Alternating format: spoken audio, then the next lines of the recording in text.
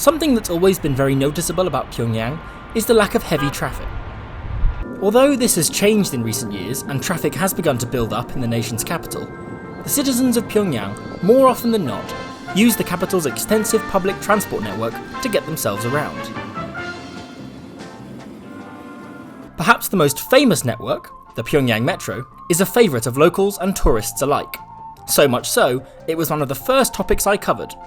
You can find out more about the Pyongyang Metro in this video. But how else do locals get themselves around Pyongyang? Well, taxis, trams, and trolleybuses.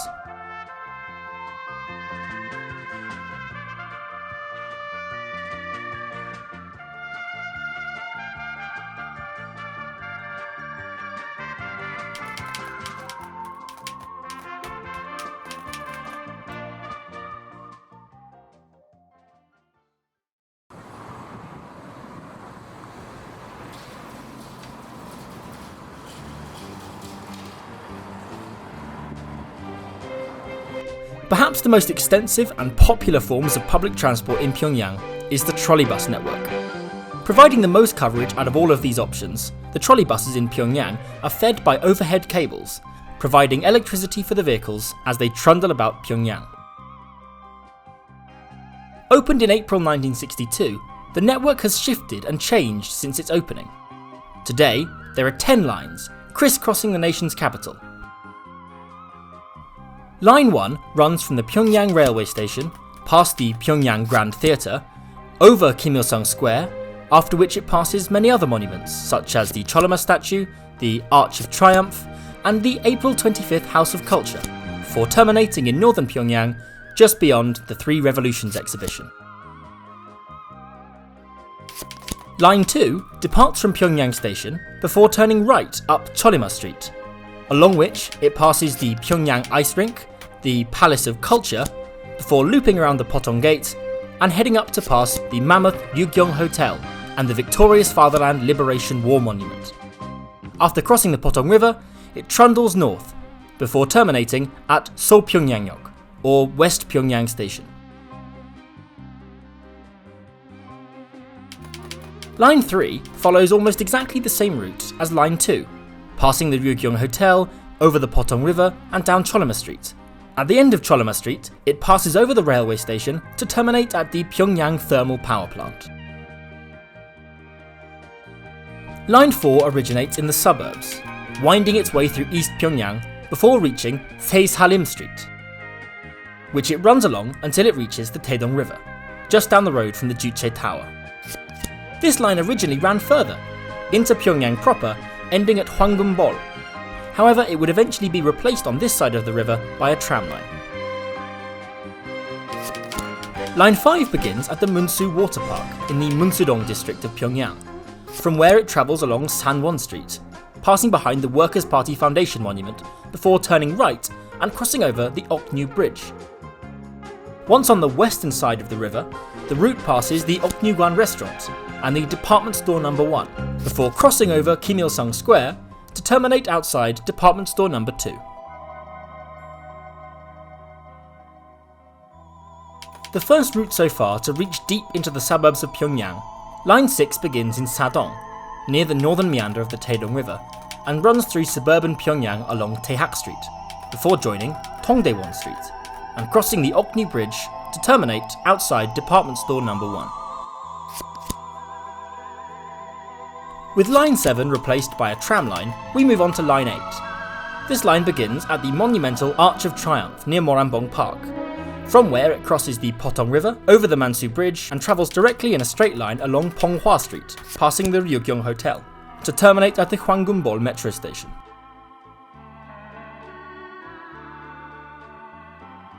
Line 9 is a true suburban route, starting where Line 1 ends at the Nyeonmukdong depot in northern Pyongyang, before tracking a straight line northwards, leaving the city proper and passing through fields to reach the Yeongsong district. Line 10 runs from Pyongyang Station towards the Taedong. However, before crossing the bridge, this line makes a right turn and runs along one of Pyongyang's newest districts, Mirai Scientist Street, from where it travels over the Chungsong Bridge to to terminate at the atom-shaped Sci-Tech complex. Another truly rural route, Line 11 links the West Pyongyang station with the more northerly Sopo railway station.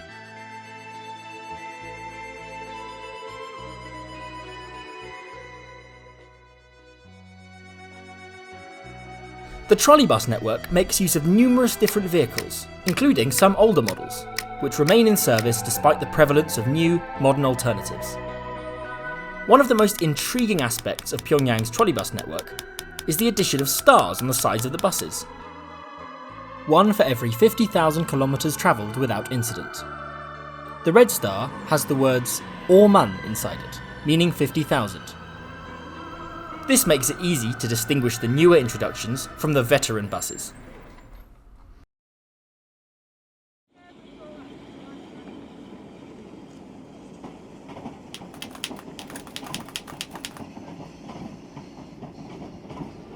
Before the Korean War, the old city of Pyongyang had 3 tram lines, connecting the city centre with the suburbs.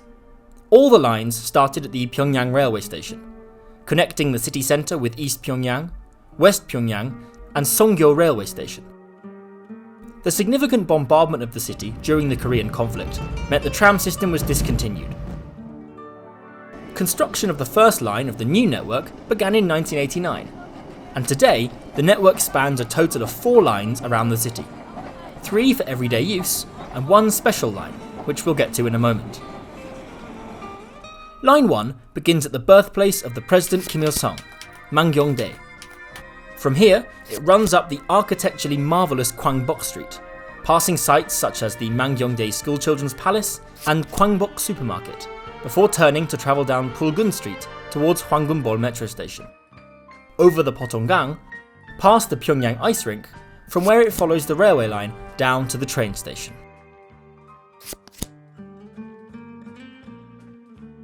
Line 2 runs from the Munsu district in northeastern Pyongyang, in front of the Workers' Party Foundation Monument and behind the new Pyongyang General Hospital. Continuing on its route through the city, it eventually joins Tongil Street, a nice wide boulevard with some distinctive architecture. The line terminates at the end of Tongil Street.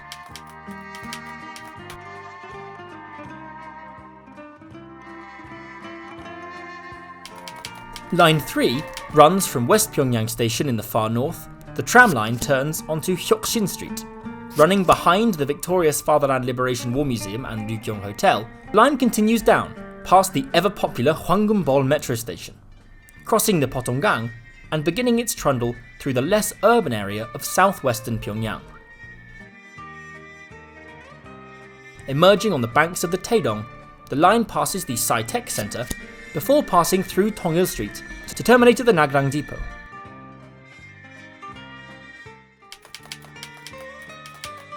The Kumsusan Palace of the Sun has a dedicated line to transport locals to and from the site. The line runs for a modest 2.7 kilometers from the Samhung metro station near Yeomyong Street, along Pipa Street, to its own dedicated tram stop at the visitor reception area of Kumsusan. The trams running on this line do not operate on the roads, but off to the side of the main street. The line also operates different vehicles, notable by their distinctive green colour. The tram network around Pyongyang today operates a mixture of older vehicles and modern domestically produced vehicles. The older vehicles, many of which came from the fellow socialist state of Czechoslovakia, are Tatra trams, in the distinct red and white livery of the Pyongyang tram network.